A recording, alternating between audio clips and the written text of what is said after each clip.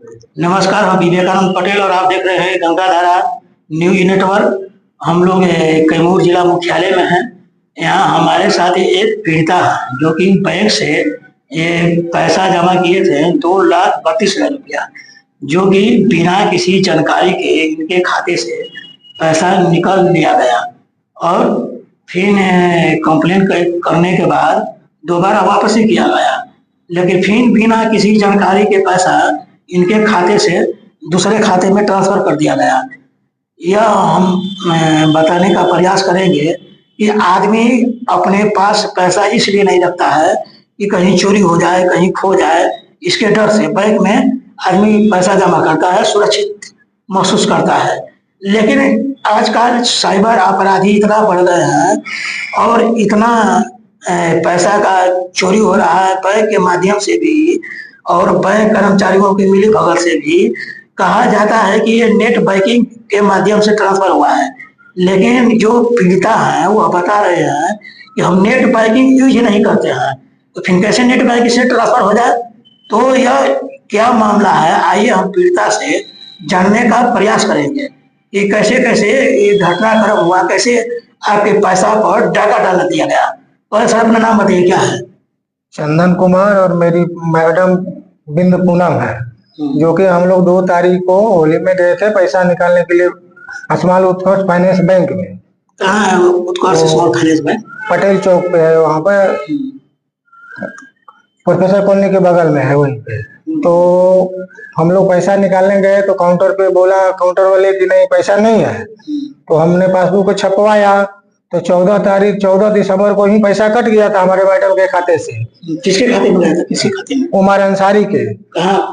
तो वो बैंक वाले बोले कि उमर अंसारी पटना का खाता है, आप थाना चले जाइए और वहाँ साइबर में कंप्लेन करिए। तो साइबर थाना में हम आए 2 तारीख को। फिर उसके बाद 3 तारीख को उस दिन ही कॉल बोला गया कि 1930 पे कॉल करिए। तो फिर उसके बाद 3 तारीख को हम जब थाने आए तो थाने में जब 10 बजे आए तो करीब 2,32,000 का मैसेज आया। तो वहाँ थाना से बोला गया कि मैसेज आ गया तो आप चले जाइए पैसा निकाल लीजिए। तो हम फिर बैंक गए तो बैंक वाले बोले कि नहीं, आपका पैसा लॉक है, पैसा आ गया है तो सेपरेट है, आपका निकल जाएगा। तो 1930 पे हमने कंप्लेन किया। तो उसके बाद फिर कंप्लेन का हार्ड कॉपी बैंक के द्वारा मांगा गया। तो फिर थाने से साइबर से हमने लेकर गया, वहाँ हार्ड कॉपी दिया। फिर उसके बाद 14 तारीख वाला पैसा भी 3 तारीख को आया। 3 तारीख का पैसा जो आया तो फिर 19 तारीख को फिर ऑटोमेटिक मेरे खाते से निकल गया पैसा। तो फिर अब बैंक में जाने के बाद पता चला कि कह रहा है कि नहीं पैसा वो तो कट गया, मगर हमारे पासबुक में छपवाने पे पता चल रहा है कि उसमें पैसा था। फिर दोबारा निकल गया पैसा। तो डेट शो कर रहा है, अलग अलग डेट शो कर रहा है कि वही डेट शो कर रहा है? क्या है इसमें? डेट में इसमें है कि आपको 14 तारीख को जो पैसा कटा था वैल्यू डेट वही है।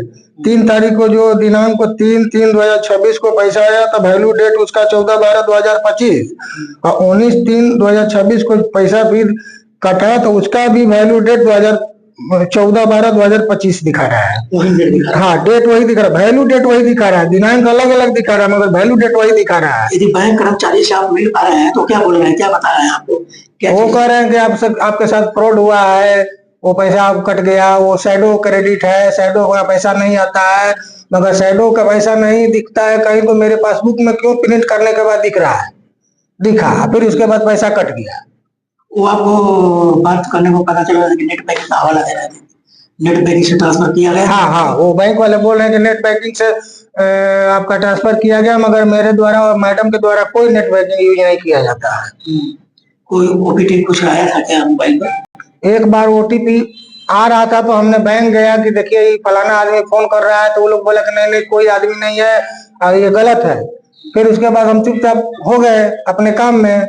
मगर जब हमको पैसा का जरूरत पड़ा तो हमने गया तो देखा कि पैसा ही नहीं है, बिना मैसेज का ही पैसा मेरा कट गया था। ओटीपी कहीं शेयर नहीं किए थे? नहीं, किसी को नहीं किए थे। तो आप साइबर थाना में गए तो साइबर थाना वाला क्या कह रहे हैं, क्या कुछ? साइबर थाना वाला 1930 पे कंप्लेन करा है तो 1930 का हार्ड कॉपी फिर मैंने बैंक को ले कर दिया। तो बैंक वाले बोले कि ठीक है, उसका हार्ड कॉपी है, हार्ड कॉपी स्कैन किया, मैंने बैंक को भेज दिया है और जब हमने फिर दोबारा स्टेटमेंट निकाला तो देखा कि 19 तारीख को जो पैसा मेरा मैसेज आया था 3 तारीख का, वो 19 तारीख को ही पैसा निकल गया। फिर अब बैंक वाले कह रहे हैं कि अब कुछ नहीं हो पाएगा, कहीं जाइएगा, वो पैसा खत्म हो गया। तो साइडो क्रेडिट बोल रहे हैं कि छाया का केवल पैसा होता है, वो दिखता नहीं है। तो मेरे पासबुक में क्यों दिखा? और मैसेज आया कि पैसा आ गया है, और एक और मैसेज आया कि साइडो credit receive amount in account number हमारे मैडम का 14,050,16,236,0216 में रिसीव का मैसेज आया था। अरे उसका खाता है जो अंसारी जी? हाँ, उमर अंसारी का खाता है XX8118। बैंक के द्वारा बताया जा रहा है कि ये पटना का खाता है, पटना उनके उमर अंसारी के खाता में पैसा गया है।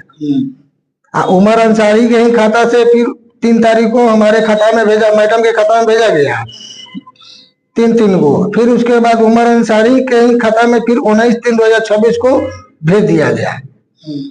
और बैंक वाले इसको बता नहीं रहे हैं। देखिए, एक ऐसा गंभीर मामला आया है कि पीड़िता जिस तरह से बता रहे हैं कि हमारे खाते से पैसा हमारे बिना जानकारी के, बिना किसी अनुमति के पैसा ट्रांसफर हो जा रहा है कि पब्लिक के आदमी के गढ़े कमाई पर किस तरह से साइबर लगातार थाना के प्रशासन पूरे प्रयासरत है कि लोगों को ना हो, लेकिन बिना OTP बताए, बिना जानकारी दिए हुए पैसा गायब हो जा रहा है। बैंक और बैंक कर्मचारी एक भरोसे के लिए जाने जाते हैं। RBI इतना इन लोगों पर कड़ा एक्शन और कड़ा प्रशासन और पूरा व्यवस्थाएं लगाए हुए है, लेकिन फिर भी इस तरह का घटनाक्रम घटित हो रहा है कि लोग बैंक और बैंक कर्मचारियों को भरोसा नहीं रख पा रहे हैं।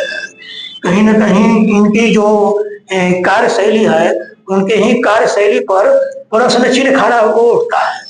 उनका ही कस्टमर किसी बैंक में जा करके अपने काम को लेकर के और किसी धोखाधड़ी से कंप्लेन करता है, तो लोगों को जिम्मेदारी बनती है कि उनका सहयोग करें। लेकिन जिस तरह से बैंक कर्मचारियों द्वारा सहयोग नहीं की जाती है और उनको टाल मटोल कर परेशान किया जाता है।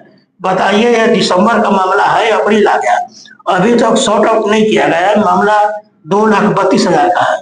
इतना स्थिति में, परिस्थिति में लोग गुजर रहे हैं। ये एक गरीब फैमिली है, इसी तरह से मेहनत और मजदूरी कर पैसा को, जमा पूंजी को बनाकर रखता है कि लोग किसी कठिन परिस्थिति में काम दे, लेकिन उनके पैसा को आदमी जान जाए और धोखाधड़ी कर गायब कर दे, तो लोग की गाढ़े कमाई कैसे सुरक्षित रह पाएंगे? घर पर तो लोग रखता नहीं है कि चूंकि चोरी का डर आशंका रहता है, तो आदमी बैंक का सहयोग लेता है। बैंक आखिर का सहयोग लेता है बैंक का, आखिर में बैंक से ही जब इस तरह का धोखाधड़ी का मामला सामने आए, बैंक कर्मचारी अपनी जिम्मेदारी से पल्ला झाड़ ले। साइबर थाना रखा गया है लोगों को सुरक्षा देने के लिए, साइबर गतिविधियों से बचाने के लिए, लेकिन वो भी इस तरह का पल्ला झाड़ दे अपना ही पैसा के लिए 4-4 और 5 महीना तक इंतजार करना पड़े। आखिर ऐसे में आदमी न्याय के लिए कहाँ जाए? आखिर अपने ही पैसा के जो इनका जरूरत था, कई बार होली जैसा पर्व है, आदमी आस्था के साथ आदमी मनाता है, पूरा हिंदुओं का बड़ा पर्व त्योहार है, वैसे में इनको जरूरत पड़ा, गए बैंक से पैसा गायब, अभी तक नहीं मिल पाया। इनका कई काम फंसा हुआ है। आदमी पैसा इसलिए रखता है बचा करके अपना जो कि कामों को रोक करके कि अपने जब स्थिति खराब आए, जब जरूरत पड़े, तो उस पैसा का इस्तेमाल कर करके कठिन स्थितियों से निजात पाया जाए। जब इस तरह से बैठे बैठाया घर का पैसा अपने सेविंग अकाउंट से, करेंट अकाउंट से आपका सेविंग का पैसा गायब होने लगे, तो आखिर में आदमी विश्वास किस पर करे और कहाँ जाए? न्याय के लिए कहाँ जाए? आप देख रहे हैं Ganga Dhara news network, reporting Vivekanand Patel के साथ। खबर देखने के लिए धन्यवाद। कृपा करके सब्सक्राइब करें गंगाधरा न्यूज नेटवर्क को।